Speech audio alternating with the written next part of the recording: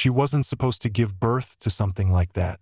But, as the legend goes, when the gates of the occult were thrown open, an unimaginable evil entered the world. A woman, an innocent soul lost to the darkest of secrets, gave birth to the devil himself. In a world that feared the unseen, this was a fate no one had prepared for. The story begins with whispers, long-forgotten tales of a secret cult that practiced inhuman rituals.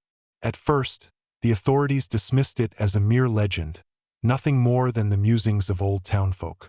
But beneath the surface of their doubt, something sinister was simmering, a secret so vile it had been buried for centuries. The cult, thought to have perished in the depths of time, still found a way to haunt the shadows, weaving their darkness into the very fabric of society. They worshipped not the devil, but a twisted force far beyond human comprehension, a force that could manipulate fate itself. They believed that by channeling this unholy energy, they could birth a being so powerful, it would reign over the mortal world and the underworld alike. This was no ordinary child, no product of human desire. This was the child of darkness, brought into existence through ritualistic blood sacrifices and a pact with forces from beyond the veil. The woman at the center of this nightmare was once an innocent soul, drawn into the cult's fold under promises of power and salvation. She had no idea that her destiny would lead her to such a horrific fate. The night she gave birth to the devil, the air was thick with ritualistic chants, the ground soaked with blood, and the shadows stirred, as if they too had come alive. Her child, a demon clothed in innocence, was meant to bring forth a new era, one where hell would walk among men. But who was this woman, and why was she chosen? What drove her to the brink of madness, to be the mother of something so dark? And why did the cult believe she was the key to their salvation? These questions have haunted historians and mystics alike for generations. But the truth, as always, is far more terrifying than we could ever imagine. If you want to uncover more chilling stories like this, don't forget to subscribe to Grave of the Shadows. Join us in the darkness and leave a comment below to share your thoughts on this mysterious tale. What do you think really happened? Let us know. The roots of the cult are tangled deep within the shadows of history, woven through centuries of secrecy, forbidden knowledge, and unholy practices. It all began in the late 17th century, in the forgotten corners of rural England, where whispered tales of black magic and dark rites were handed down through generations. The cult was initially known by many names, but they all pointed to the same thing: a deep desire to breach the natural order and manipulate the fabric of reality itself. At its core, the cult believed that mankind was bound to the earth, limited by time and mortality. But in their twisted vision, they saw the opportunity to transcend these boundaries, to reach beyond the veil of death, and to achieve a kind of immortality, one that was not bound by the laws of nature. They didn't seek merely to worship a god. Instead, they aimed to summon and bind ancient, malevolent forces to do their bidding. They sought to become the masters of time, fate, and death itself. The leader of this occult movement was a man named Roderick de Vere, a former aristocrat turned scholar of the dark arts. De Vere was not only a man of wealth but a man of profound intellectual curiosity. His obsession with immortality led him to research ancient texts that had long been hidden, texts that described rituals capable of summoning beings from realms beyond the physical world. These texts, handed down by generations of forbidden scholars, were written in languages forgotten by the masses and were guarded by societies that believed the knowledge they contained was too dangerous to be known. The cult operated in the shadows, away from the prying eyes of the church, law enforcement, and society at large. They conducted their rituals in isolated places: abandoned castles, hidden chapels deep in the woods, and secluded estates far away from civilization.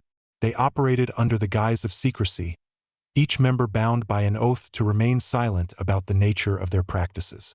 Their meetings were few, but when they occurred, the cultists gathered under the cover of night, where they could perform their dark rites unobserved. The rituals they performed were nothing like what the world would associate with conventional religious ceremonies. They involved blood sacrifices, complex symbolic offerings, and the drawing of intricate sigils and pentagrams on the ground. These were not mere incantations or chants, but actual bindings, ceremonies designed to call upon and control forces that lay beyond human comprehension. Through these rituals, the cultists believed they could influence not only the physical world but the very fabric of time itself. One of the key components of the cult's practices was the belief in the Conductor, an entity the cult worshipped. The Conductor was said to be a being from a time outside of time, a creature whose existence spanned across all dimensions and ages. The cult believed that the Conductor could guide them through different eras, showing them glimpses of the future and past, revealing hidden truths and secrets long buried. Through their ceremonies, they sought to summon the Conductor, hoping to unlock the keys to immortality and eternal power. The rituals were designed to serve as gateways, with the ultimate goal of crossing the threshold between the mortal world and a higher, more powerful plane of existence. In the early years of the cult's existence, they were secretive but relatively small in number. Most of their members were intellectuals, scholars, and outcasts from society who had come to believe that the conventional world could no longer provide answers to the mysteries of existence. They saw the government, the church, and even science itself as barriers to their ultimate goal. These members were often highly educated, and they sought out the occult not just for power, but for answers to the deepest, most unanswerable questions of life and death. But as their rituals grew more successful, the cult expanded. By the early 19th century, it had gained a following among the wealthy elite, those who had everything the world could offer except immortality. Wealthy aristocrats, influential politicians, and even members of the royal family were rumored to have joined the cult in search of the forbidden knowledge that promised eternal life. The cult's rituals became more complex, their goals more ambitious. It was during this time that the cult began to seek a way to bring forth a being that could bridge the gap between man and the gods, someone who would serve as their leader, their conduit to the other side. The birth of this being, the Devil's Child, was meant to be the culmination of everything the cult had been working toward. They believed that by performing a specific set of rituals, they could summon a being with the power to bend the universe itself to their will. But there was a price that no one truly understood until it was too late. Over the years, the cult attracted more followers, each with their own ambitions and desires. Some sought power, others eternal life, while some simply sought to understand the unknown.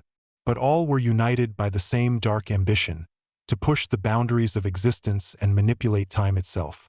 The cult's growing influence led to them gaining access to more and more rare occult texts and ancient rituals, some of which had been lost to the world for centuries.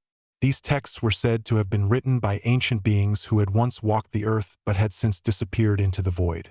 The power they sought, however, came with a price. The more the cult delved into their rituals, the more they drew the attention of forces beyond their control. What began as a mere experiment soon became a dangerous obsession, as the members of the cult began to lose their grip on reality.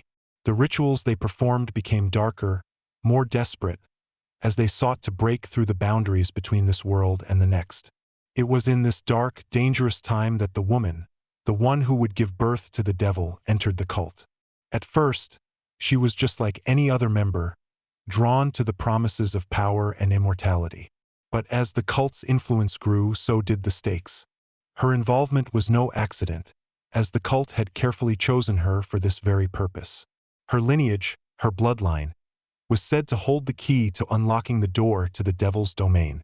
It was a terrifying prophecy, one that no one could escape. The woman at the heart of this dark tale was born into a world of privilege and expectation. Her name was Isabella Devereux, and she hailed from one of the wealthiest and most influential families in 19th century England. Her father, a renowned industrial magnate, had built an empire that spanned across Europe. With his wealth, he ensured that Isabella wanted for nothing fancy dresses, tutors from the best institutions, and a life of leisure. However, this seemingly perfect existence could not shield her from the creeping darkness that would one day consume her. From an early age, Isabella was known for her intelligence, but also for her restlessness. Unlike other girls of her status, who were content with the social expectations of marriage and family, Isabella was drawn to the mysteries of the world beyond. The whispers of the occult, the forbidden arts, and the hidden knowledge of the ancients fascinated her. She was an avid reader, devouring every book on ancient civilizations, philosophy, and the supernatural that she could find in her family's vast library.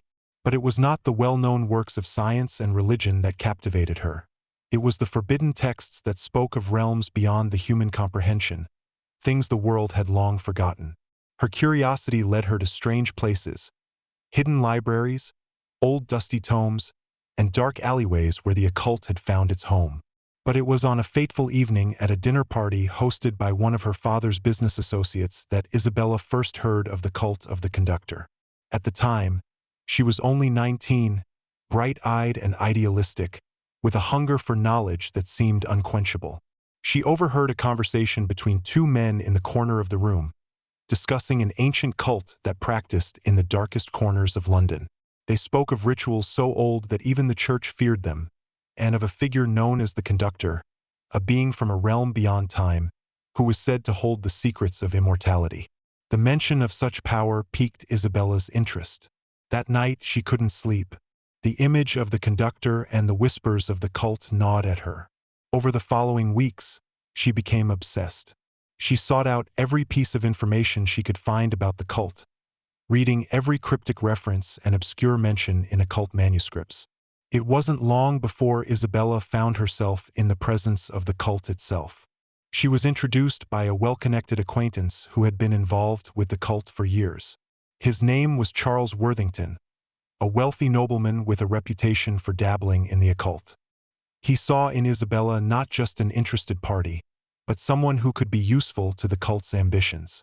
Charles, recognizing her intelligence and ambition, quickly became her mentor. Under his guidance, Isabella was initiated into the cult's inner circle, where she learned the deep and troubling truths about the power they sought. The Conductor, they claimed, was no ordinary being. He was an entity outside of time itself, a being capable of traversing the past, present, and future, a creature who could reshape reality. The cult believed that by summoning the Conductor, they could manipulate history and bend the laws of nature to their will.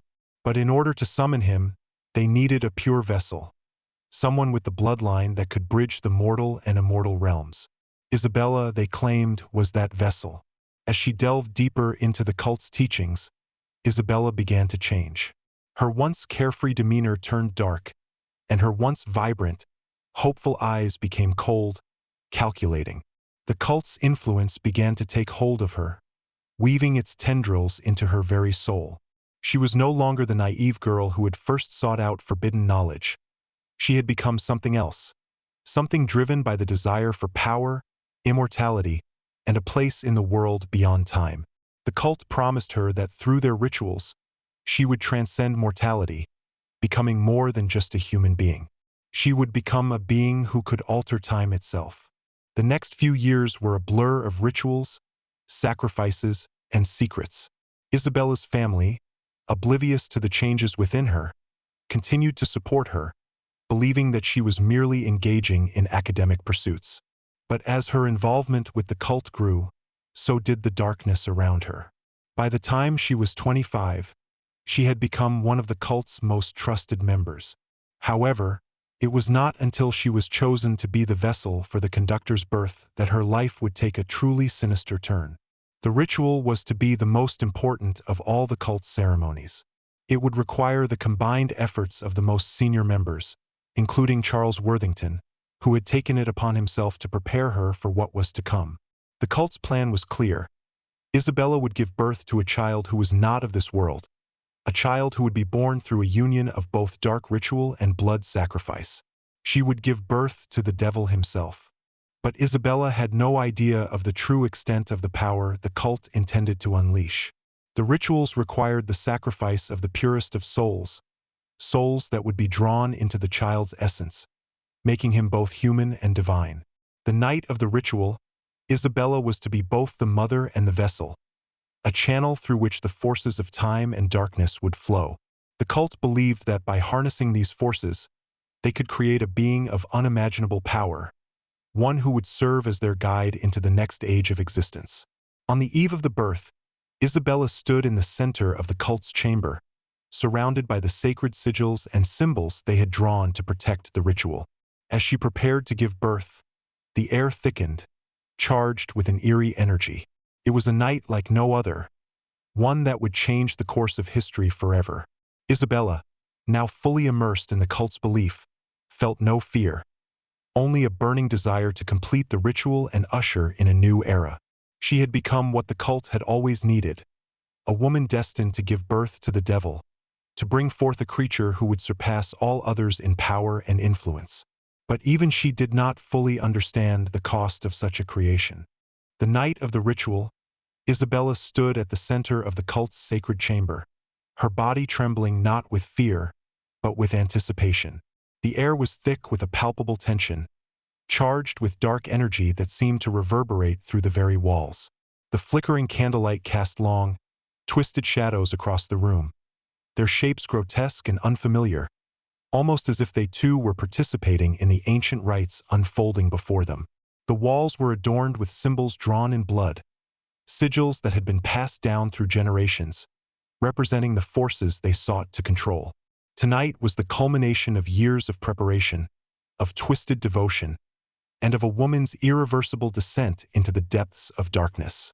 The cultists, draped in their ceremonial robes, stood around her in a perfect circle. Their chants filled the air, low and rhythmic, a droning hum that seemed to vibrate the very fabric of reality itself. Their voices merged into one, invoking an entity far beyond their comprehension, calling upon the Conductor, the being who would bridge the gap between this world and the next. As the chant grew louder, Isabella felt the air grow heavier, as if time itself had stopped. Every second seemed to stretch, elongating into eternity. She could feel the weight of what was about to happen pressing down on her, the enormity of the task, the inevitability of the ritual's outcome. Standing just behind her was Charles Worthington, his face illuminated by the soft glow of the candles. His eyes were fixed on Isabella with an almost reverent gaze. The years of preparation had led to this moment. He had been the one to initiate her, to guide her through the most obscure and dangerous of the cult's rites. He had chosen her, believing her to be the perfect vessel, and now he watched as she prepared to fulfill her part in the ritual. He could hardly contain his excitement. The child she was about to give birth to was no ordinary baby. It was the fulfillment of the cult's prophecy, the physical manifestation of their darkest desires.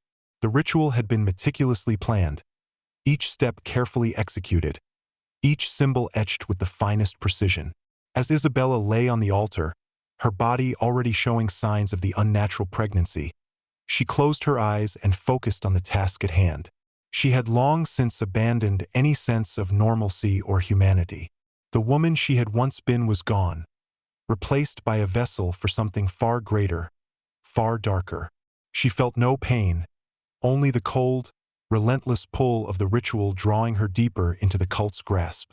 A sharp, piercing scream cut through the chants.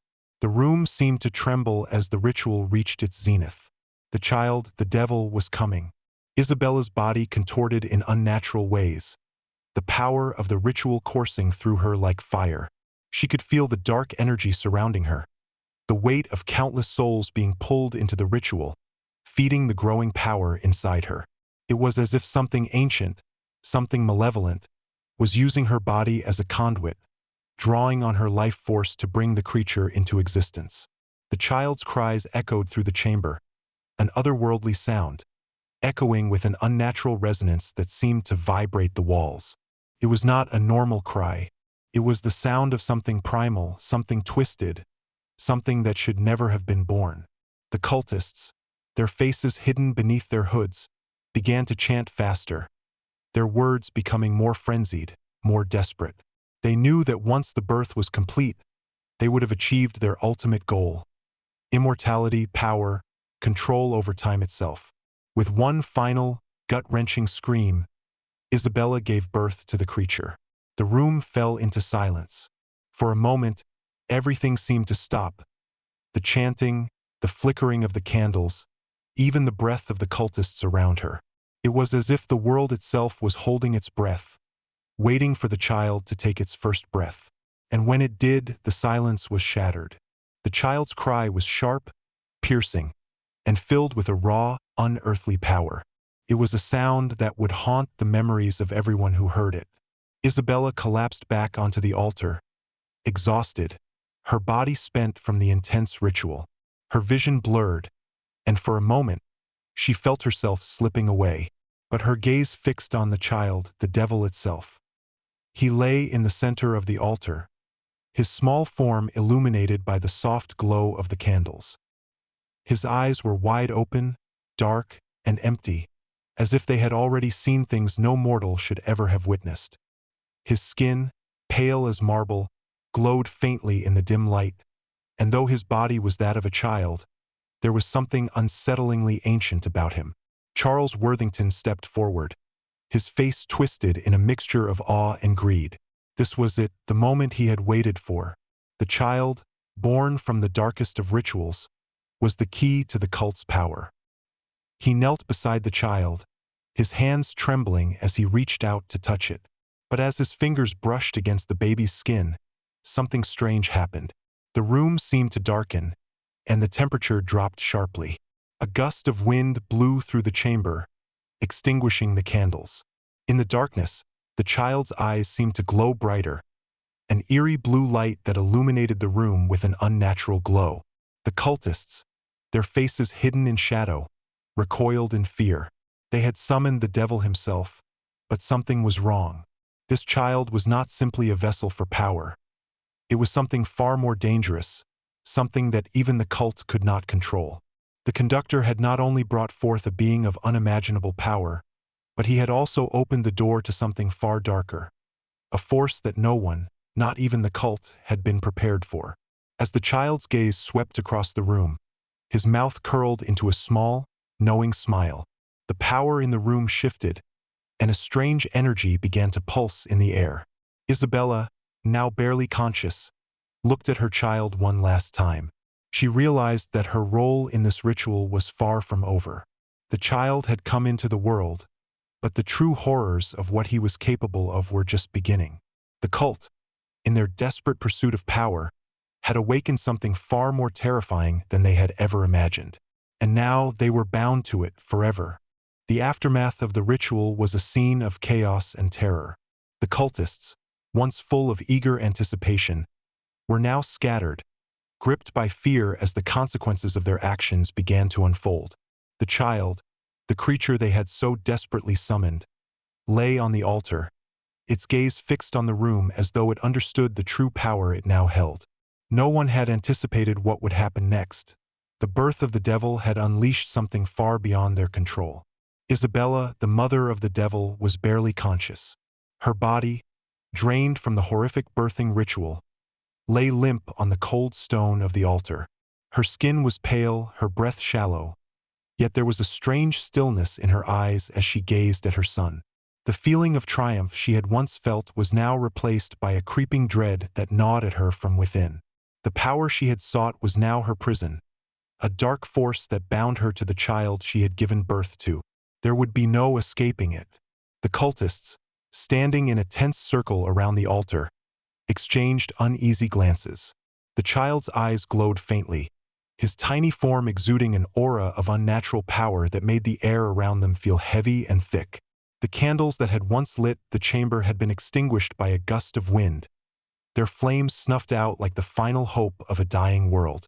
The shadows in the room seemed to stretch and sway, as though alive, responding to the child's presence.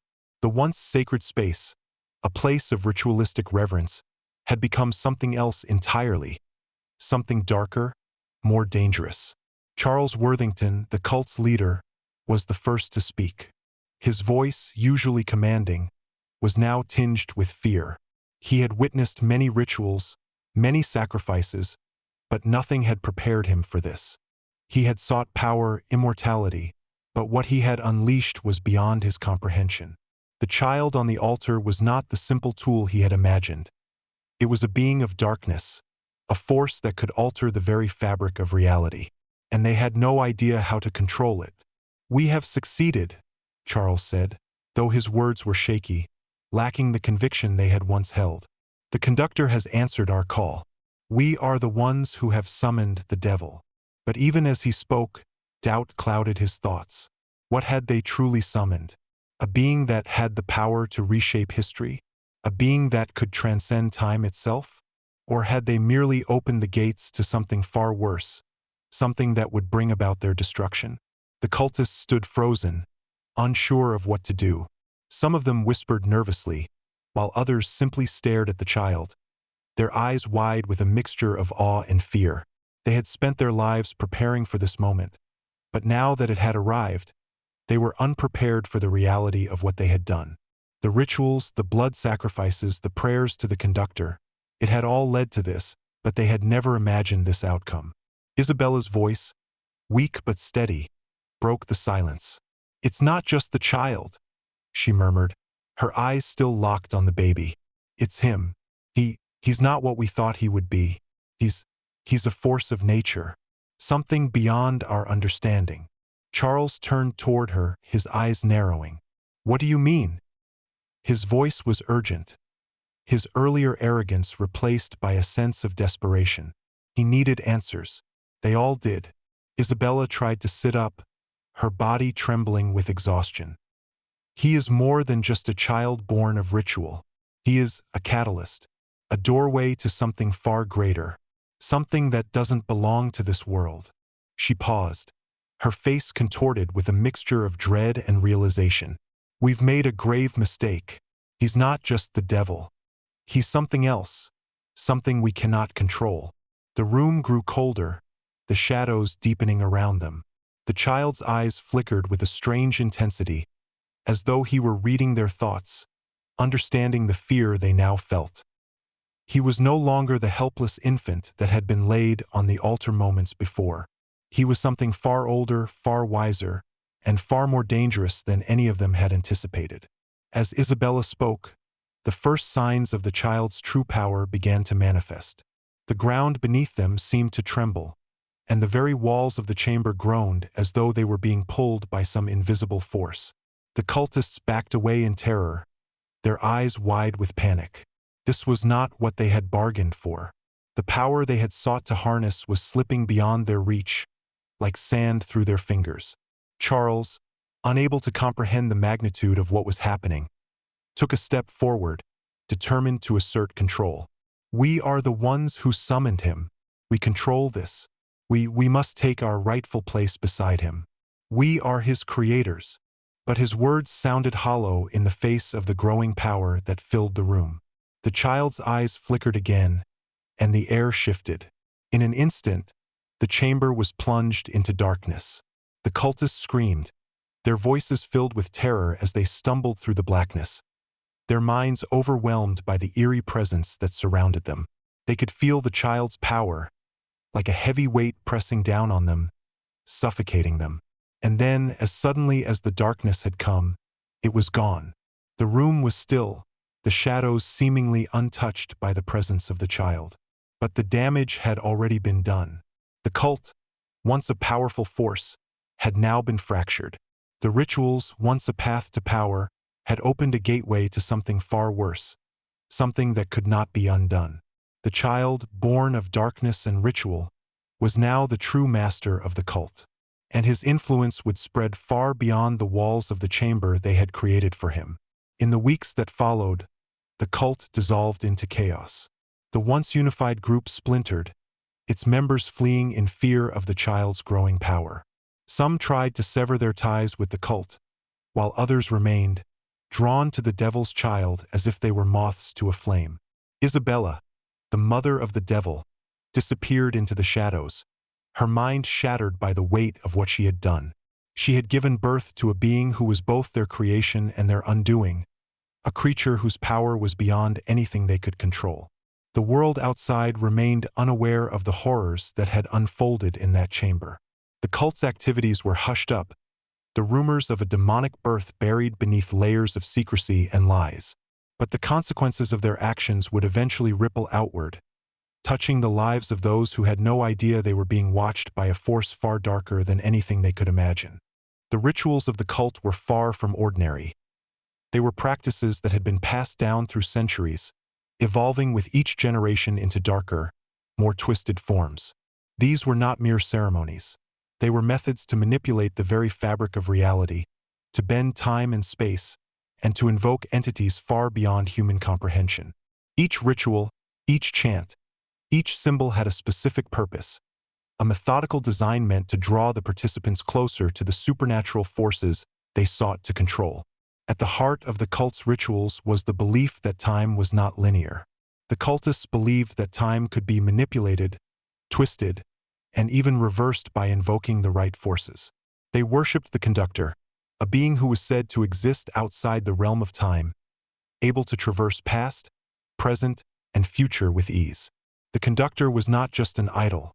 He was a gateway, a link between the mortal world and the realm of the divine. Through their rituals, the cultists sought to bridge this gap, to harness the power of the Conductor and, in doing so, to gain dominion over time itself. The first ritual in the cult's dark practices was the blood covenant. It was said that this ritual was the key to entering into the true service of the Conductor.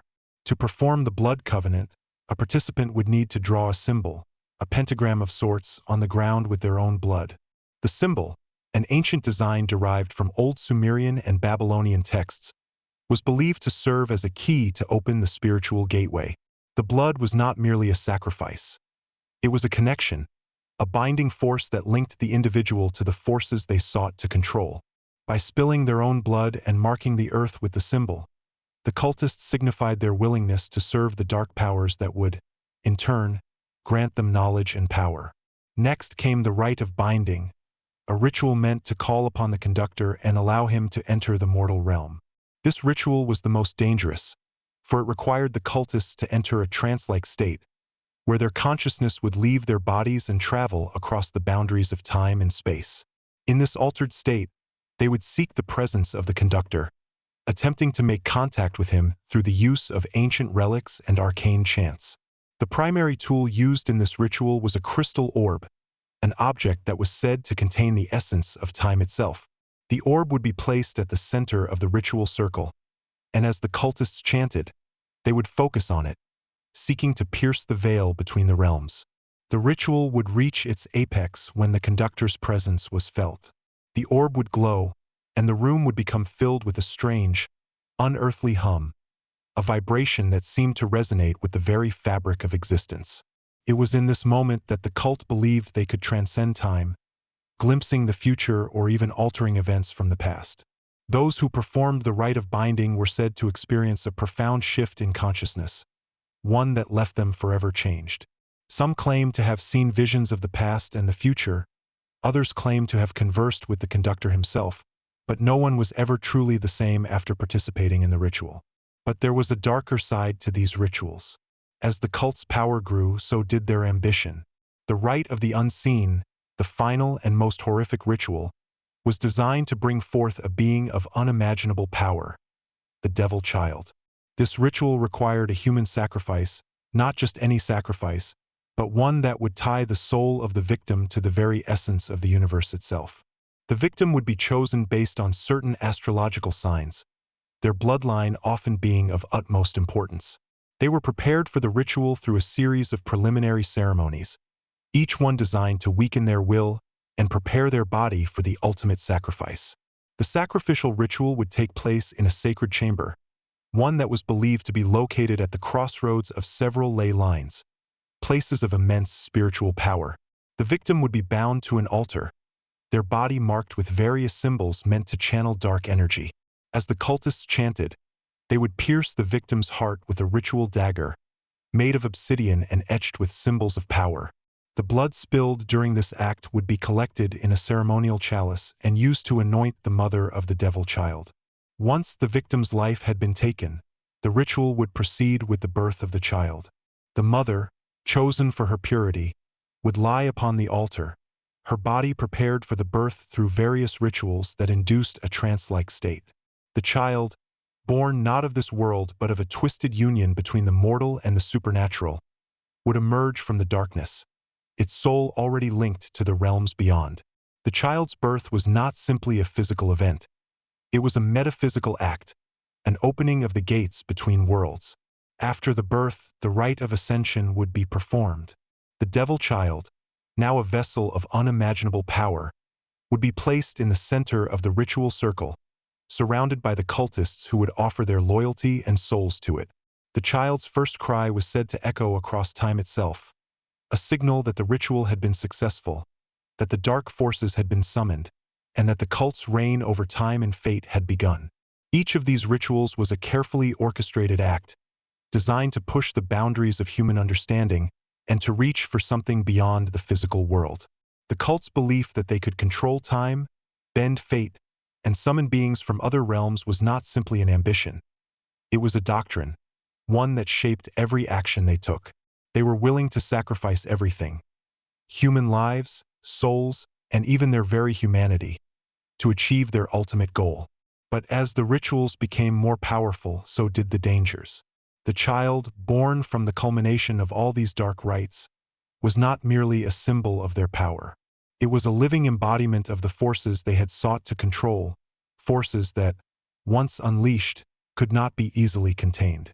The cult's obsession with time, with immortality, and with summoning entities from beyond the veil had led them down a path from which there would be no return. They had crossed a line that could not be uncrossed. The aftermath of the ritual marked the beginning of an era defined by the cult's legacy, one that would linger for centuries, hidden beneath layers of secrecy and whispers in the dark corners of society. As the cult's influence waned, its impact rippled through history, leaving behind a trail of unanswered questions, unexplained phenomena, and the ever-looming presence of the devil child. While the cult itself disbanded and its members scattered, the seeds they planted in the world would grow into a deep-rooted legacy, one that could not be erased. The disappearance of the cult did not mean the end of its influence. Far from it. The child, the being they had brought into existence through blood rituals and dark ceremonies, was far from powerless. The forces they had summoned did not vanish with the closing of the ritual. Instead, they were magnified by the birth of the devil itself. The legacy of the cult's dark work was now embedded in the fabric of time itself, a force that could never be fully contained. The first signs of the cult's lingering impact appeared in the decades following the ritual. Over time, the world began to see strange occurrences, unexplainable events that defied logic and reason. People spoke of shadowy figures seen in the streets at night, of whispers in empty rooms, and of inexplicable disappearances. The most notable of these phenomena were the reports of ghostly sightings that were always accompanied by a blue and gold train that appeared in the dead of night, traveling through remote locations where no trains should be running. The sightings were often followed by rumors of a small boy seen looking out from the window, his face twisted in a mixture of sorrow and knowledge, clutching a toy train in his hand. The ghost train became a symbol of the cult's influence. Many believed it to be a manifestation of the devil child, the creature they had birthed from the darkest of rituals. The train, seen across Europe and later reported in various places across the globe, was more than just a phantom. It was a harbinger of change, a reminder that the cult had altered the course of history. Wherever it appeared, significant events seemed to follow. Major wars, economic collapses, and political upheavals all seemed to coincide with sightings of the ghostly locomotive. But was it a coincidence, or did the train serve a greater purpose, one that the cult had not fully understood? The devil child, now a grown figure, was believed to be at the heart of these strange occurrences. His influence spread far beyond the rituals of the cult and began to affect the very fabric of reality. The child, born of both human and supernatural forces, held the power to manipulate time itself, bending it to his will. The cult had created him in their desperate pursuit of power, but they had not foreseen the full extent of the consequences. They had opened a gateway to something far greater, something that could not be easily contained or controlled. As the years passed, the ghost train sightings became more frequent, and they were accompanied by growing reports of strange dreams and visions. People began to experience vivid dreams of a small boy standing beside a blue and gold train, his eyes filled with an unnerving sense of knowing, as if he could see the future. These visions seemed to affect those who had any connection to the cult, or even those who had unknowingly crossed paths with its members. The more these visions spread, the more the legacy of the cult grew, as if its influence was weaving itself into the very fabric of society. The impact of the cult also rippled through the scientific community.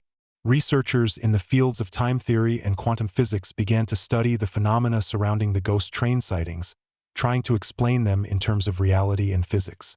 Some began to speculate that the cult had stumbled upon a hidden dimension, a reality that existed alongside their own. These theories, once dismissed as absurd, gained traction as more and more unexplained events occurred. The lines between the supernatural and the scientific began to blur, and many came to believe that the rituals of the cult had unlocked something far beyond the human understanding of time and space. In the years following the cult's downfall, several high-profile individuals began to emerge, claiming to have had direct contact with the child or with the forces that had been awakened by the cult's rituals. Professors, psychics, and occult practitioners alike began to publicly speak of the child's influence. Some claimed that the devil child was a being of great wisdom, capable of seeing beyond the limitations of time, while others warned that he was a dangerous entity, bent on manipulating the course of history for his own purposes. Whether he was a force for good or evil, one thing was certain. His existence had forever altered the trajectory of human history. But it wasn't just the scientific and supernatural communities that were affected. The cult's legacy also had a profound impact on the political landscape. In the years following the ritual, there were whispers of a secret society, one that had been formed by former cult members who had gone underground. This group, composed of wealthy and influential individuals, continued to pursue the dark knowledge and power that the cult had originally sought. They believed that the child's influence could still be harnessed, that the powers of time and fate were within their grasp. This secret society operated in the shadows, quietly manipulating world events to further their own agenda, all the while maintaining their connection to the forces that the cult had unleashed. The cult's influence also seeped into the arts and literature. Writers and artists, inspired by the growing mythos surrounding the devil child and the ghost train, began to explore themes of time manipulation, fate, and the supernatural in their works. Novels, paintings, and plays emerged, all telling variations of the same story. A story of a child born of darkness, a force that could change the course of history, and a train that traveled through time itself. These works became a part of the cultural zeitgeist, embedding the cult's legacy even deeper into society's collective consciousness. In the end, the cult may have been destroyed, but its impact was far from over. The birth of the devil child had unleashed forces that could never be undone, and the legacy of those dark rituals would haunt the world for generations to come. The cult's influence was not just a chapter in history. It was a force that continued to shape the future, a dark shadow that lingered over every moment of human existence. The child, the devil, the conductor had become more than just a legend. He had become a part of the world's reality, a symbol of the dark power that lay just beyond the veil of time. And though the cult's rituals had ended, the echoes of their work still reverberated, shaping the lives of those who dared to look too deeply into the shadows of history. The dark legacy of the cult, the child, and the sinister rituals they performed was far from over. Though the cult itself had disbanded, scattered into the winds like dust, their actions had left a permanent scar on the world. The supernatural events, the whispers of a blue and gold train passing through time, the visions of a devil child, all of it pointed to a deeper, more terrifying truth. The cult had unknowingly opened a door that no one could close, a door to the unimaginable forces that had always existed just beyond the veil of reality. What had they truly unleashed? The child, born of the darkest rituals, was not just a symbol of evil. He was a force of nature. The conductor, the being they had so desperately sought to bring forth, was a manifestation of something far greater than they had anticipated. A being that could not only traverse time but bend it, twist it, and manipulate it to fit a reality beyond human comprehension. The cultists believed they were the ones controlling him, but in reality, they had become pawns in a game they couldn't even understand. The devil child, with his mysterious powers and ancient origins, was beyond their control from the very beginning. As history moved on, the child's influence continued to manifest in subtle, almost imperceptible ways. The strange sightings of the ghost train persisted, seen by those who dared to look too deeply into the shadows. The child's eyes, dark and knowing, appeared in the reflections of windows, in the nightmares of those touched by the cult's work. It was as if time itself was inextricably linked to him, and those who crossed his path would forever be altered. The political powerhouses, the secret societies, and the hidden elites who once served the cult's purpose were not immune to the forces that had been set in motion. They, too, were bound by the dark legacy of the rituals.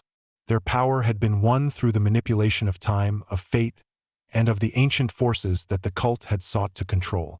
These individuals, now entrenched in positions of authority, continued to serve as vessels for the dark power the cult had unleashed. Their actions, their decisions, were often influenced by forces they did not understand, guided by unseen hands that pushed them toward a future they couldn't escape. For Isabella, the woman who had given birth to the devil himself, there was no peace.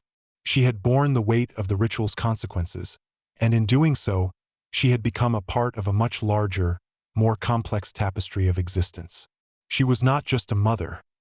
She was the creator of a being that transcended human understanding.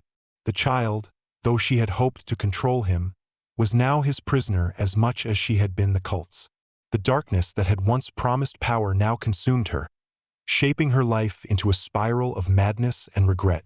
As the years passed, Isabella faded into obscurity, disappearing from history as quickly as the cult had dissolved. But those who had come into contact with her knew that her life had been forever shaped by the birth she had given. In a sense, she had never truly escaped the consequences of her actions. She had lived through the ritual, had birthed the child, and had become entwined with a force she could neither understand nor escape. But there were those who still searched for her, still sought to unlock the secrets she had left behind. Her name, though buried in the dust of history, lingered in the shadows. And those who had studied the cult's work knew that her role in the Devil Child story was far from over. Her bloodline, once considered a symbol of wealth and power, was now tied to the ancient forces the cult had unleashed. There were whispers of a descendant, a child who could once again awaken the darkness, who could open the door to the forces that had never been meant to cross over into this world. The blue and gold train continued to appear, its sightings becoming more frequent in times of crisis, in moments of great historical significance. The train, a harbinger of fate, was seen at the cusp of revolutions, wars, and political upheaval. It was as though the Devil Child, with his twisted connection to time, was guiding history in subtle ways, shaping the outcomes of events without the world ever realizing it. The train, a symbol of power, was always ahead of its time, appearing in places and at times when it shouldn't have been. It was as if the boundaries between past, present, and future had all blurred together, and the train was the thread that tied them all. The final piece of the mystery, however, lay in the words Isabella had spoken before the ritual. He's not just the devil. He's a force of nature, something beyond our understanding. These words haunted the minds of those who sought to uncover the truth about the cult and the child. For all the rituals, the sacrifices, and the manipulations, the truth was far more terrifying than they had ever imagined. The cult had sought power, immortality, and control over time itself. But what they had truly created was not a servant to be controlled. They had summoned a being who was beyond their reach, a being whose purpose was not their own. As the cult's legacy unfolded, it became clear that its impact would continue to shape the world in ways that could never be fully understood. The child, the conductor, the rituals, they were all part of a grand design, one that stretched far beyond human comprehension. And those who sought to control it, to harness its power, would forever be bound by its influence. The child, the devil, and the train, they were the final puzzle pieces of a mystery that transcended time and space. And as long as they existed, the world would never be the same. The cult of the conductor may have faded into the pages of history, but its influence lived on, lurking in the shadows, waiting for the next time the world would be ready to face the consequences of their darkest creation.